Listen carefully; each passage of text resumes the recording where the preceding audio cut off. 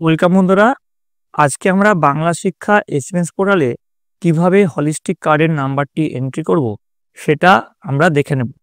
প্রথমেই আমাদের গুগলটা খুলে নিতে হবে, দিয়ে এখানে লিখতে হবে স্কুল ডট বাংলা শিক্ষা .gov.in লিখে সার্চ করার পরে আমাদের এরকম একটা সার্চ বারের পেজ খুলে যাবে। সেখান থেকে আমরা প্রথম যে অপশন সেখানে ক্লিক করব, দিয়ে এখান থেকে আমরা যে লগ ইন স্কুল এই কথাটা লেখা আছে সেই লগ ইন স্কুল এই কথাটাই আমরা ক্লিক করব। লগ ইন স্কুলে ক্লিক করার পরে আমাদের এরকম একটা পেজ খুলে যাবে। এখানে আমাদের যে ডাইস কোডটা আছে সেই ডাইস কোডটা, ইউজার নেম আর পাসওয়ার্ড তার সঙ্গে ক্যাপচা দিয়ে আমরা সাইন ইন করে নেব। সাইন ইন করার পরে আমরা বিদ্যালয়ের যে পেজটা আছে এসএমএস পোর্টালে সেই পেজটায় আমরা ঢুকে যাব। এখানে আমরা দেখতে পাবো এখানে HPRC মানে হলিস্টিক প্রোগ্রেস রিপোর্ট কার্ড বলে একটি নতুন অপশন অ্যাড হয়েছে। এখান থেকে আমরা হলিস্টিক কার্ডের নাম্বারটা আপলোড করতে পারবো। তো আমরা দেখে নেব, এখানে ফর্মেটিভ, সামেটিভ, LPCD, BCO, তারপর DPLS সবকটা অপশন কিন্তু এখানে অ্যাড হয়ে গেছে। এখানে বাঁদিকে আমরা এভালুয়েশন এবং মার্কশিটের অপশনও কিন্তু পেয়ে যাচ্ছি। তো আমরা দেখে নেব প্রথমে ফর্মেটিভের নাম্বারটা কিভাবে আমরা আপলোড করব। প্রথমে আমরা এই যে ফর্মেটিভ লেখা আছে এই অপশনে যদি আমরা ক্লিক করি তাহলে আমাদের এরকম একটা পেজ খুলে যাবে। এবার এখানে যদি আমরা প্রথমেই সাবজেক্ট সার্চ করতে যাই তাহলে দেখবো আমাদের এখানে সাবজেক্ট সার্চের অপশনটা অ্যাক্টিভ থাকবে না। তো তার জন্য প্রথমে আমাদের যেটা করতে হবে সেটা হচ্ছে ল্যাঙ্গুয়েজ সেটআপ। বাঁ দিকে আমরা দেখতে পাচ্ছি ল্যাঙ্গুয়েজ সেটআপ। এই ল্যাঙ্গুয়েজ সেটআপ অপশনে যাব, দিয়ে স্কুল ল্যাঙ্গুয়েজ এই যে অপশনটা আছে এই অপশনে আমরা ক্লিক করব। এই অপশনে ক্লিক করার পর এখানে আমাদের মিডিয়াম সিলেক্ট করতে হবে, সেই মিডিয়াম আমরা সিলেক্ট করলাম। তারপর এখানে আমাদের ক্লাস সিলেক্ট করতে হবে, সেই ক্লাসটা ধরে নিলাম ক্লাস 1 বা অন্য কিছু সিলেক্ট করলাম, দিয়ে এখানে আমরা সার্চ অপশনে ক্লিক করব। সার্চ অপশনে ক্লিক করার পরে এখানে ফার্স্ট ল্যাঙ্গুয়েজ যেটা সেখানে টিক করব, সেকেন্ড ল্যাঙ্গুয়েজ যেটা সেখানে টিক করব, দিয়ে আমরা এখানে সেভ অপশনে ক্লিক করব। এইভাবে আমরা বিদ্যালয়ের প্রতিটি ক্লাসের ল্যাঙ্গুয়েজ সেটআপটা কমপ্লিট করব।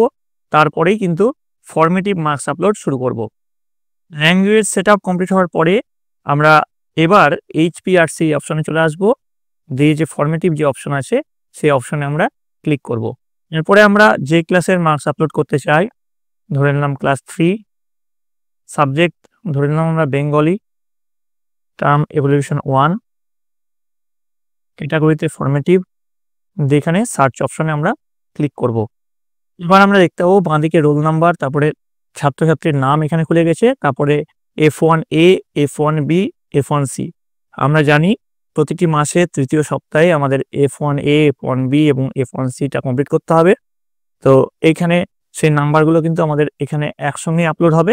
এবার যদি কোনো ছাত্র বা ছাত্রী অ্যাবসেন্ট থাকে সেখানে পাশে এই যে টিক মার্কটা আছে সেই টিক মার্কটাকে আনচেক করে আমাদের এটা যখন হয়ে যাবে তারপরে নিচে ফাইনাল সাবমিট বাটন আছে, ফাইনাল সাবমিট বাটনে ক্লিক করব। এবার ফর্মেটিভের মার্ক প্রথমে আপলোড হয়ে যাওয়ার পরে আমরা বাঁদিকে যে সামেটিভ অপশনটা আছে সেই সামেটিভ অপশনে ক্লিক করব। তারপরে আমরা সামেটিভের নাম্বারগুলো পুট করব।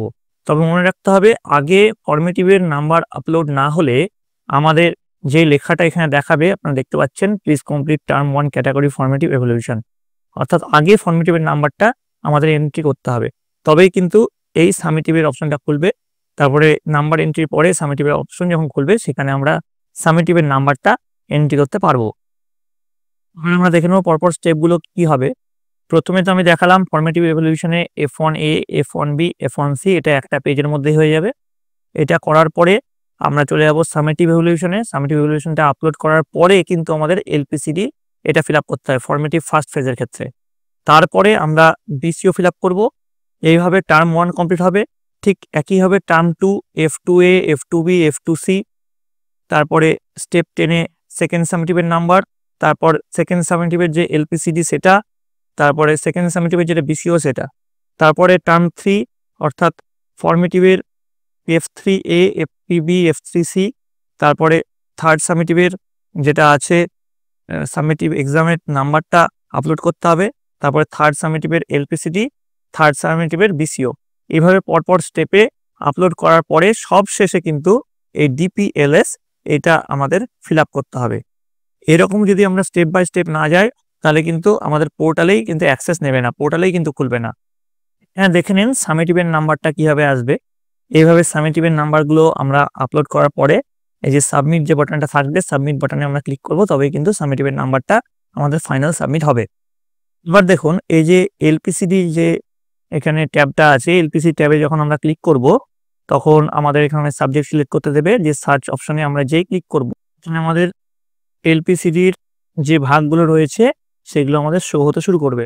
দেখুন এখানে প্রথমে আছে পিওআই মানে প্যাটার্ন অফ ইন্টেলিজেন্স, তারপরে আছে এওআই মানে এরিয়া অফ ইন্টারেস্ট, তারপরে আছে পিএ অর্থাৎ পজিটিভ অ্যাটিটিউড, তারপরে আছে ইএ অর্থাৎ এক্সেপশনাল এবিলিটি।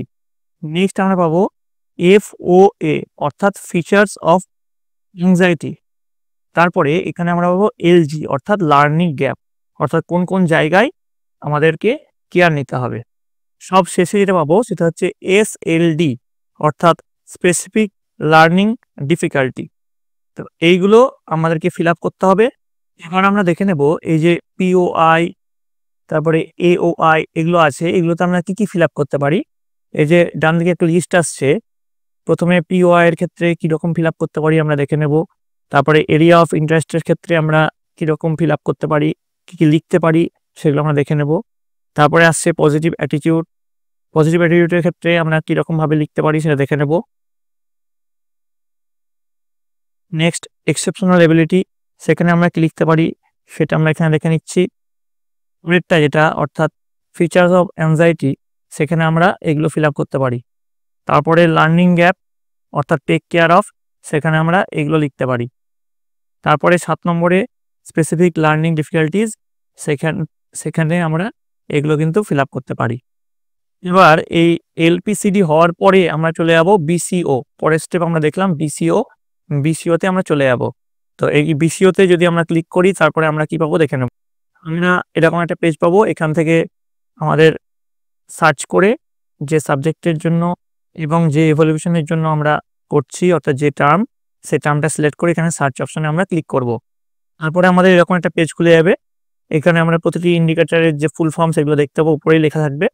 সেই মতো আমরা এ বি সি, যেমন আমাদের গ্রেডিং সিস্টেম রয়েছে অর্থাৎ এ মানে ভেরি গুড, বি মানে গুড, সি মানে স্যাটিসফ্যাক্টরি, ডি মানে রিকোয়ার্স মোর ডেভেলপমেন্ট, এরকমভাবে আমরা এখানে মার্কিং করব। দিয়ে তারপরে সাবমিট বাটনে আমরা ক্লিক করব। এইভাবে আমাদের 3টি পর্বের ফর্মেটিভ, সামেটিভ, এলপিসিডি, বিসিও এগুলো কমপ্লিট করার পরে সব শেষে আমরা ডিপিএলএসে আসব।